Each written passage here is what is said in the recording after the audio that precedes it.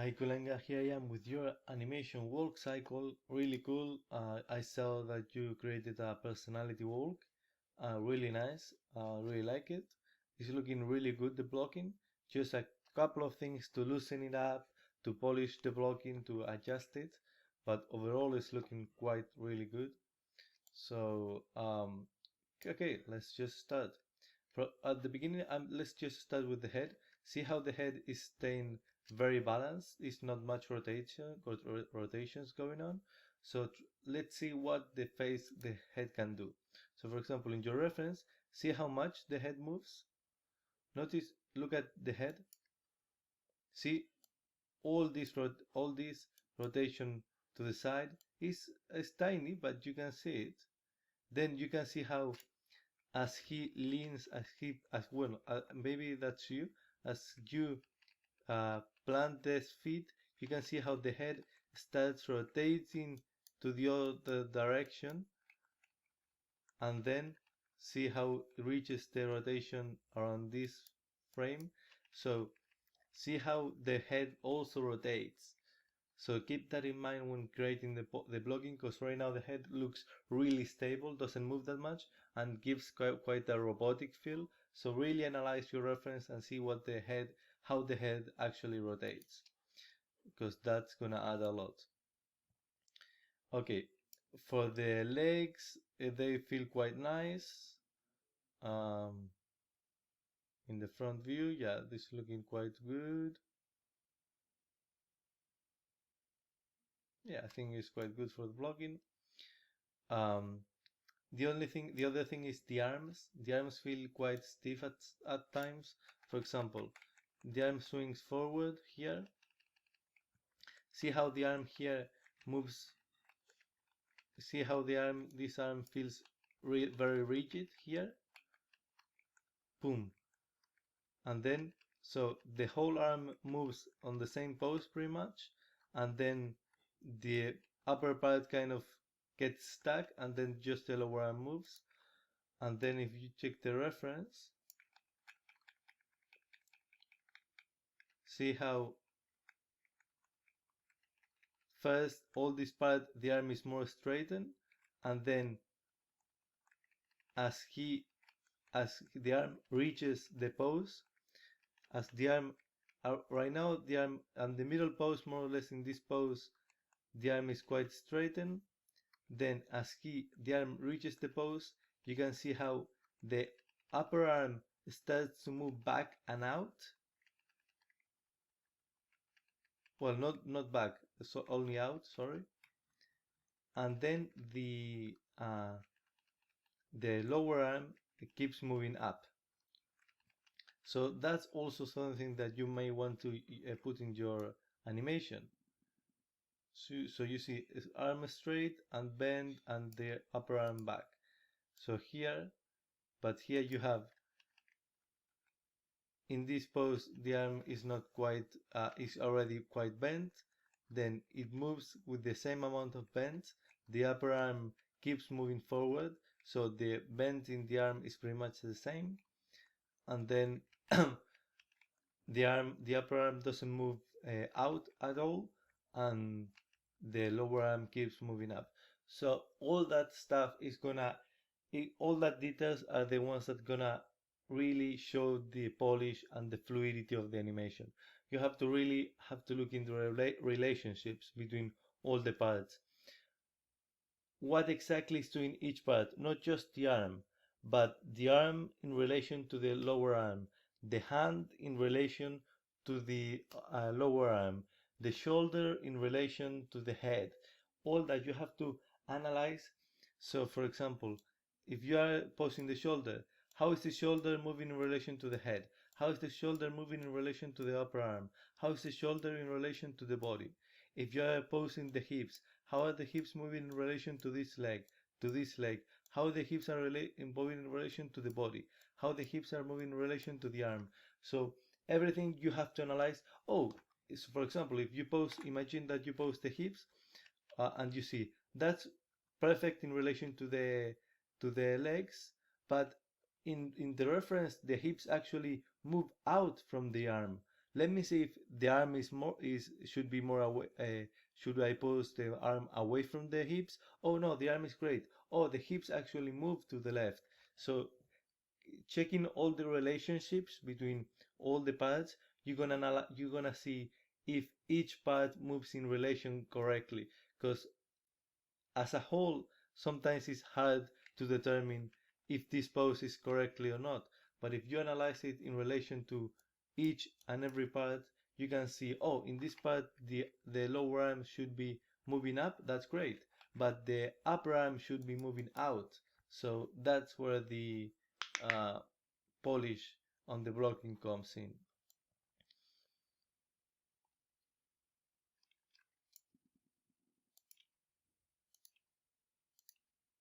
Then you have a swing in the face, in the palm, so the arm, boom, opens up and then closes. Let me see the reference.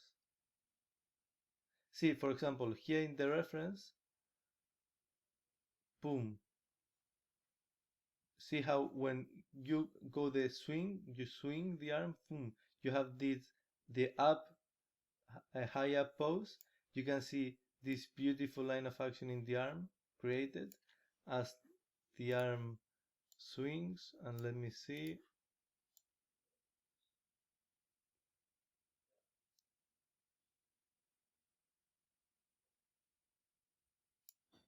See, I'm missing quite of that line of action. See how the arm is, you can see the difference between this, the wrist is inwards, the whole arm is creating that line of action. And in this one,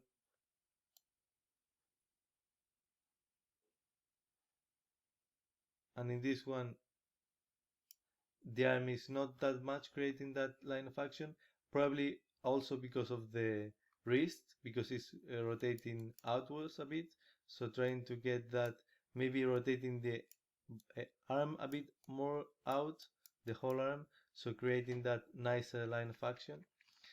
And also this pose where the wrist opens up to camera, I don't see it in the reference. Boom, in the reference just the wrist moves, rotates out, but doesn't face the camera. And then it's just bent, straight, and you can see how when it straightens, when the arm swings back, you can see how the upper arm gets closer to the body. See how the upper arm gets closer to the body. So in here, when the arm swings, see here, all this, if you had animated it as your reference, the upper part of the arm already moving out of the body in this part, then when he swings back, you would have the upper part moving in towards the body. So all that is in your reference and is what makes the animation really loose, because you can see how loose the arm is, how fluid the arm is, of course, because it's the reality, and see how fluid the motion is, but you have to take into account that the arm swings back, and the upper arm gets the closest to the body around this frame. So around the extreme low, the arm gets the closest to the body. So around the extreme low, well, let me check.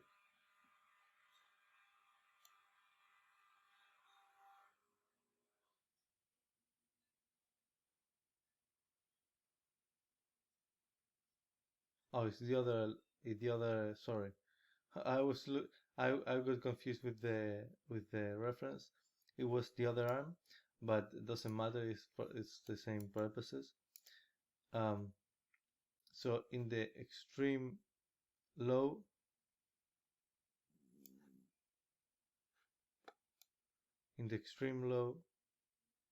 you can see how boom, boom. The upper arm should get closer to the body. and it's not really getting closer, it's always moving away from the body. So that's where the rigidity comes, because if this part, the upper arm, was moving closer to the body, then this lower arm would be moving away, and you would see the how the bend, the arm, the rotation. But because there is none of it, the arm feels quite rigid when moving. And let me reanalyze that part where the hand is facing forward, because what's the other leg? Let me see if you have that in your reference.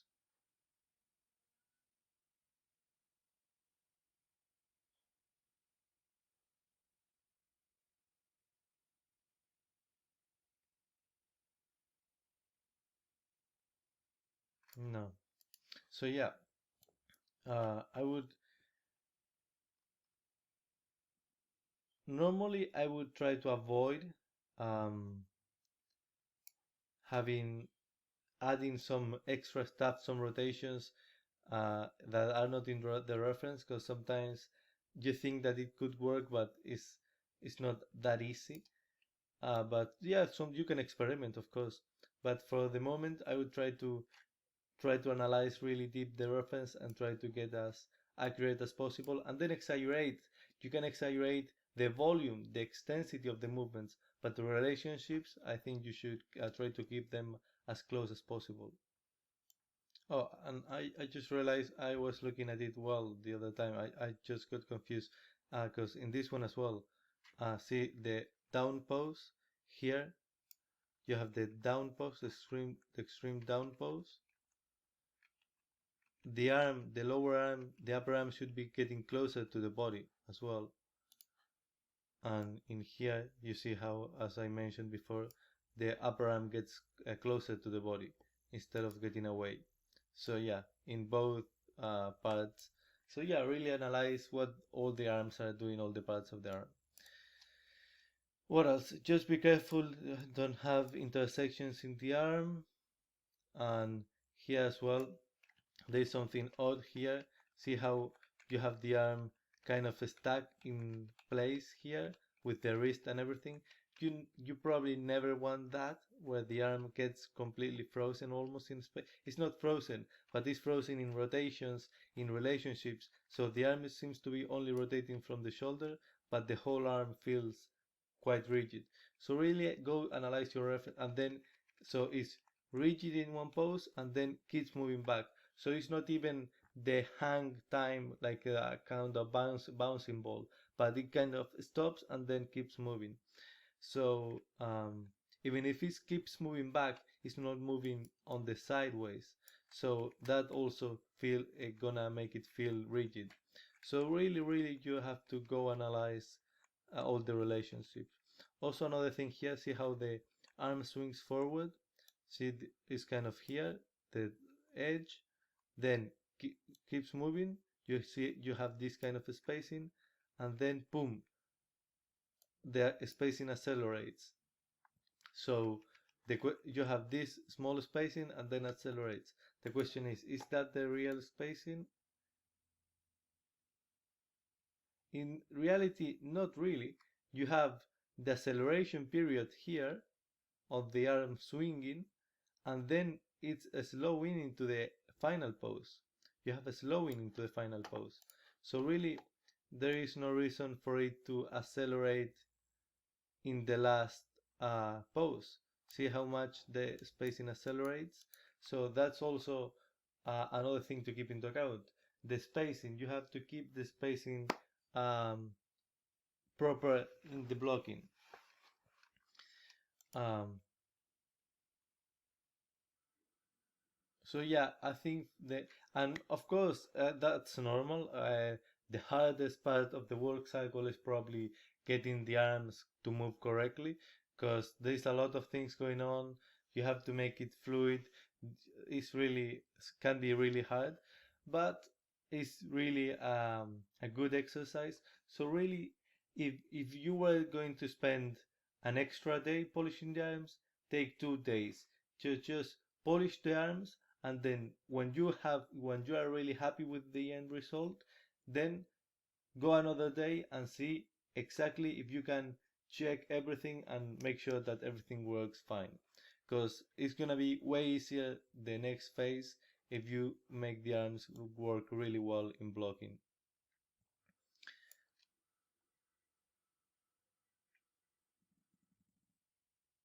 And also the side view, let's see.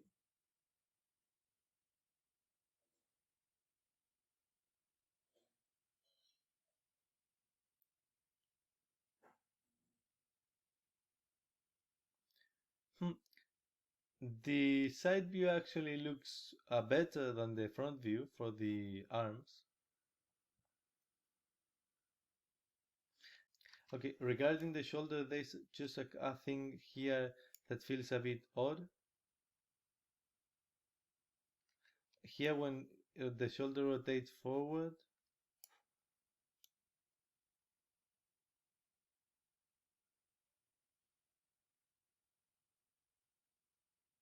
it moves too sudden. See how it's rotated forward? At the end, I think it rotates too much at the end forward. So the arm has reached its peak, and then the shoulder rotates forward quite a lot at the end. And then, boom, when it rotates back, it snaps back almost, boom, and then gets stuck on place. And maybe you would like to have a bit more of a arm swinging back, so the shoulder maybe is a bit more forward, and then as the arm swings back, it pulls the shoulder down and back a bit more, instead of already reaching the final pose kind of here. Have a bit more room for the arm to pull the shoulder back as it swings back.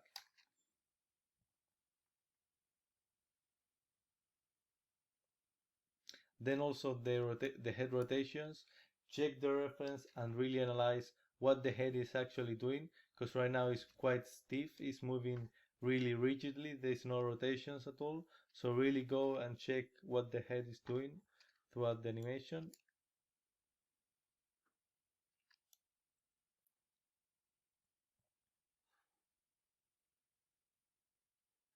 And maybe when the arm swing, maybe to emphasize the looseness, have some drag. For example, here if the arm is moving forward, maybe now is when you want the hand to be dragging back. Here as well, maybe you want the hand to be dragging back as the arm is moving forward. Then as the hand reaches the final pose, now is the time to have some drag in the arm. Although you have a little bit, but maybe a bit more here as well. If the arm is swinging back, have some drag in the arm, sorry, in the hand. All that. Be careful here intersecting. So yeah, that would be pretty much it. Adding a bit some more drag. But yeah, the side view is still looking really nice. Just I noticed that you don't have a down pose. This leg keeps being straight the whole time. So I mean, I saw you having your reference. So I mean, it's a personality walk. So if that's what you went for, if that's what you want, then go for it. I mean, just wanted to point out um, that this was straight. But I mean, if that's the personality walk, then perfect. Um, so yeah, that would be the main thing for me. Yeah, so basically, to summarize, well, let me just check the knees to make sure they keep moving forwards. Yeah, yeah, they seem to be quite good. Yeah. So yeah, uh, pretty much that's it. So yeah, the head, the arms. So get some poses in the head, analyze what the head is doing, get the arms working, so that really analyzing what exactly are the arms doing, so all the rotations, the relationships and stuff. And that would be pretty much it for this video feedback. Really great job, and really looking forward to keep watching your work. So until the next time.